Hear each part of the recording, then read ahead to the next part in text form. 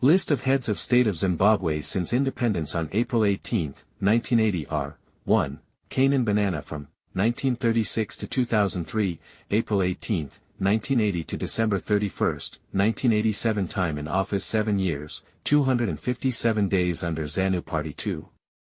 Robert Mugabe, 1924 to 2019, from December 31, 1987 to November 21, 2017. Time in office 29 years, 325 days under ZANU, PF, 3. Felika Mfoko, born 1940, acting, from November 21, 2017 to November 24, 2017. Time in office 3 days under ZANU, PF, 4. Emerson Mnangagwa, born 1942, from November 24, 2017 to date. Time in office 7 years, 238 days now under ZANU, PF. Background of Zimbabwe as a country. Initially, the territory was referred to as South Zambezia, a reference to the river Zambezi, until the name Rhodesia came into use in 1895. This was in honor of Cecil Rhodes, the British Empire builder and key figure during the British expansion into southern Africa. The British government agreed that Rhodes Company, the British South Africa Company, BSAC, would administer the territory stretching from the Limpopo to Lake Tanganyika under charter as a protectorate. Queen Victoria signed the charter in 1889. The territory north of the Zambezi was the subject of separate treaties with African chiefs. Today, it forms the country of Zambia. The designation, Southern Rhodesia, was first used officially in 1898 in the Southern Rhodesia Order in Council of October 20, 1898, which applied to the area south of the Zambezi and was more common after the BSAC merged the administration of the two northern territories as Northern Rhodesia in 1911. History of Harare, Zimbabwe.